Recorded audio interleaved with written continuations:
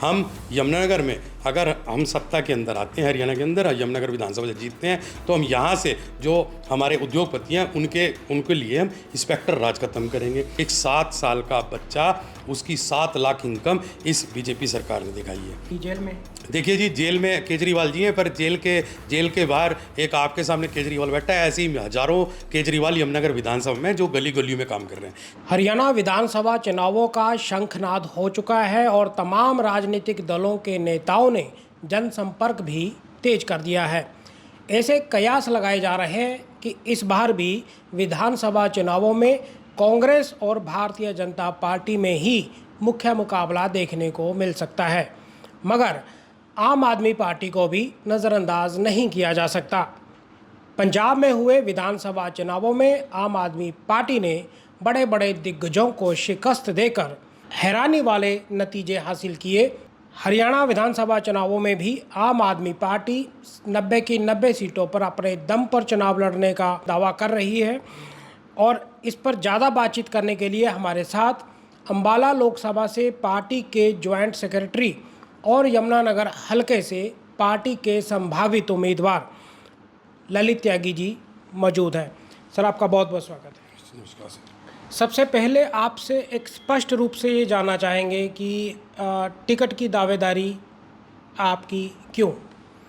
देखिए, टिकट की दावेदारी मेरी नहीं, पार्टी ने एक सर्वे रखा था। सर्वे में हमारा नाम है, मेरे साथ ऐसे ही बहुत सारे साथी हैं, उनका भी नाम है।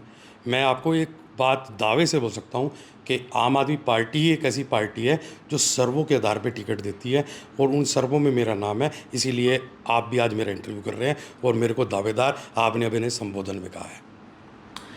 तो अगर आपको लगता है कि यमुनानगर हलके से पार्टी आप पर विश्वास जताती है, तो क्या प्रायोरिटी में रहेगा? और 10 साल तक भाजपा का यहाँ पे विधायक रहे हैं, तो उनके काम में कहाँ तक आपको कमियाँ लग रही हैं? देखिए, यमुनानगर में विधानसभा की मैं बात करूं, ये एक इंडस्ट्रियल विधानसभा है, औद्योगिक विधानसभा है। यहाँ का 70% जो लोग हैं वो औद्योगिक जो कामगार लोग हैं और जो वहाँ पे काम करने वाले लोग हैं, उन पे आधारित यहाँ की अर्थव्यवस्था है यमुनानगर की। मैं प्लाईवुड उद्योग की बात करूँ, आज आप मानेंगे नहीं, यहाँ पे आधे से ज़्यादा प्लाईवुड उद्योग उठकर उत्तराखंड और उत्तर प्रदेश पड़ोसी राज्यों में चला गया है। क्या कारण है? कभी इसका किसी ने विचार नहीं करा। अब यहाँ पे घोषणा करी गई थी जब पूर्व में मुख्यमंत्री खट्टर साहब ने यहाँ पे ज़ोर शोर से कहा था कि मैं FRI यहाँ पे एक बनाऊंगा, फॉरेस्ट रिसर्च इंस्टीट्यूट। आज तक उसकी आधारशिला नहीं रखी गई है।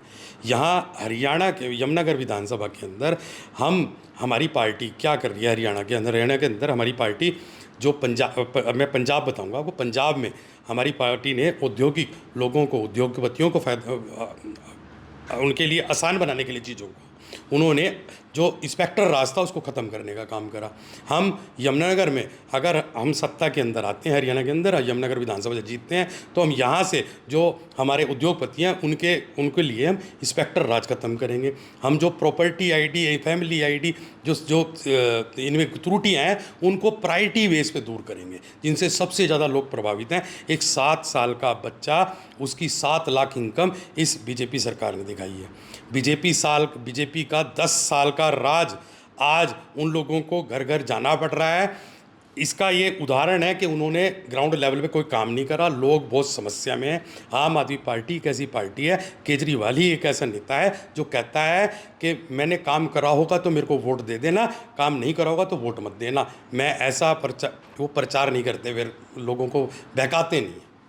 देखिए, प्रॉपर्टी ID में अगर बात की जाए या फिर परिवार पहचान पत्र की बात की जाए, उसमें जो नाम गलत हुए हैं उसको जो मौजूदा विधायक है वो टेक्निकल एरर बता रहे हैं और उनको ठीक करने की भी बात कह रहे हैं कि ये ठीक हो जाएगा। ये हमारे जो मौजूदा MLA बीजेपी के हैं वो तो विधानसभा में सोए रहते हैं, उनको तो वैसे ही नहीं पता लगता चीज़ों का कि यहाँ पे प्रॉब्लम क्या है। एक बार विधानसभा में घूम के तो देखिए उन्हें। मैं उनको कहता हूँ कि मेरे साथ चलें, लोगों से पूछें कि त्रुटियां हैं, छोटी त्रुटियां हैं, क्या त्रुटियां हैं। स्कूल तक में, प्राइवेट स्कूल तक में ये फैमिली ID मांगना शुरू कर दिया है, और ना तो अब फैमिली ID अपडेट हो रही है, नई फैमिली ID नहीं बन रही है। उनको जो अभिभावक हैं उनको अब उनके बच्चों को स्कूल से निकालने तक की नौबत आ गई है। ये घनश्याम दास जी के लिए, हमारे MLA साहब के लिए ये छोटी बात हो सकती है, ये उन आम इंसानों के लिए छोटी बात नहीं है जो तब सरकारी दफ्तरों के पिछले 5 साल से दर दर की ठोकरें खा रहे हैं। तो आपको लगता है कि पार्टी बेहतर प्रदर्शन करेगी? अगर हम हरियाणा की बात करें तो सरकार बनाएगी तो मुख्यमंत्री का चेहरा कौन होगा? देखिए, सरकार बिल्कुल दावे से बनाएंगे हम मैं पहले भी बता चुका, हम सर्वों में नहीं आते हैं, हम सीधा सरकारों में आते हैं। उसका उदाहरण आप पंजाब देख सकते हैं, उसका उदाहरण आप दिल्ली देख सकते हैं, और गुजरात में जो बीजेपी का गढ़ जिसको कहा जाता है, उसमें 44 लाख वोट लाने का काम आम आदमी पार्टी ने करा सिर्फ 6 महीने की कैंपेन में, और 5 हमारे एमएलए चुन के आए वहाँ से। ऐसे ही हरियाणा में अगले 15 दिन में आप देखेंगे, आपने संबोधन में एक बात कही थी कि यहाँ पर मुकाबला बीजेपी और कांग्रेस का है।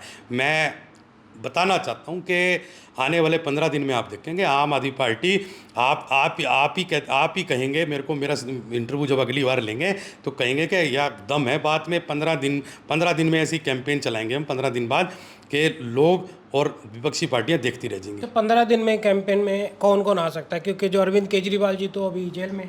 देखिए जी, जेल में केजरीवाल जी हैं, पर जेल के बाहर एक आपके सामने केजरीवाल बैठा है। ऐसे ही हजारों केजरीवाल यमुनानगर विधानसभा में जो गली गलियों में काम कर रहे हैं। केजरीवाल जी ने इतना ताकत दी है हम लोगों को कि वो जेल में रहते हुए भी हमारे जैसे केजरीवाल इतनी सड़कों में मिलेंगे, विधानसभा में मिलेंगे, नगर निगम में मिलेंगे, और वही हरियाणा के अंदर सरकार बनाने में आम आदमी पार्टी की सहायता नहीं, करेंगे। क्या प्रैक्टिकली संभव है ये चीज़ें? पहली चीज़। दूसरी चीज़ कि जो मौजूदा सरकार में जो यहाँ सत्तारूढ़ पार्टी के जो विधायक हैं, यमुनानगर हल्के की बात कर रहे हैं, वो कह रहे हैं कि हल्के में इतना पैसा लगा है शायद इतिहास में पहले कभी नहीं लगा। देखिए, वो पैसा तो हम भी ढूंढ रहे थे। जब बारिश आती है ना, वो पैसा जो लगा हुआ है वो पानी की तरह बहता है, वो बह के जमुना जी में मिल जाता है और जमुना जी को गंदा कर देता है, क्योंकि वो पैसा कहीं लगा ही नहीं है। 6,000 करोड़ रुपए ये लोग बोलते हैं कि यमुनानगर जिले के अंदर आए हैं। मैं तो घनश्याम जी बताऊं, आप 6 करोड़ का हिसाब, मुझे कह रहे हो 6 करोड़ का हिसाब दे दें। आपने जो आप बात करते हैं, जो पांजूपुरा में आप मेडिकल कॉलेज बना रहे हैं, 5 बार पिछले 10 साल से 5 बार उद्घाटन हो चुका है। अभी देखिए वहाँ पे अभी सिर्फ स्ट्रक्चर भी पूरा नहीं खड़ा हुआ, अभी नींव डली है। अभी वो कितने साल में बन के तैयार होगा उसका। अब ये कहते हैं 100 करोड़ का इन्होंने हॉस्पिटल बनाया, जो 80 करोड़ में पास हुआ था, 105 करोड़ में ये बन के तैयार हॉस्पिटल हुआ, और आज वहाँ पे 200 बेड का, आज वहाँ पे इलाज के नाम पे लोगों को अम्बाला और पीजीआई दाखिल कर दिया जाता है। यहाँ पे प्राइवेट हॉस्पिटलों की बल्ले बल्ले हो रखी है, क्योंकि जो 200 बेड का हॉस्पिटल जिनके गुणगान करते हैं उसकी टाइलें तक गिरने लगी है। ना वहाँ पे डॉक्टर है, ना वहाँ पे दवाइयाँ मिलती हैं। तो ये दावे घनश्याम जी के बिल्कुल खोखले दावे हैं। आइए, मैं उनको आपके चैनल के माध्यम से बोलता हूँ, खुली बहस में आइए। खुली बहस में आपको प्रॉपर्टी आईडी बहुत त्रुटियां छोटी सी दिखाई देती हैं, कपड़े फाड़ देंगे लोग। अब इनके ऐसे हालात हो गए अब यहाँ पे। और एक वादा इस सरकार के कार्यकाल में हुआ था, जो गाँव के जो जोहड़ होते हैं उनका नवीनीकरण का, उसमें 26 करोड़ की पेमेंट कर चुके हैं। और मैं आपके चैनल से दावा करता हूँ, आरोप लगाता हूँ बीजेपी के ऊपर, और उसको साबित भी कर सकता हूँ, 26 करोड़ की पेमेंट अब बीजेपी द्वारा इन जो ठेकेदार है उनको हुई है। और सिर्फ पूरे ज़िले में एक इनसे जोड़ का नवीनीकरण हुआ है। हमारे नया गांव, हमारी विधानसभा में नया गांव है, वहाँ पे आप जाके देखिए, मुख्यमंत्री ने खुद वहाँ पे, पूर्व के मुख्यमंत्री ने खुद वहाँ पे जाके दौरा किया था, उसका काम जल्दी पूरा करने का काम किया था। 3 साल हो गए, अब तक काम पूरा नहीं हुआ वहाँ पे। और इसके जो कमेटी के चेयरमैन हैं वो खुद मुख्यमंत्री हैं पूरे हरियाणा में। मैं इनसे सवाल करता हूँ कि 83 जोड़ जो तालाब बनने थे, गांव का नवीकरण होता, उसमें जो इतना बड़ा घोटाला हुआ है, आप उसका जवाब तो दीजिए जनता को, गांव वालों को। गांववासी पूछ रहे हैं जहाँ हम चाहते हैं।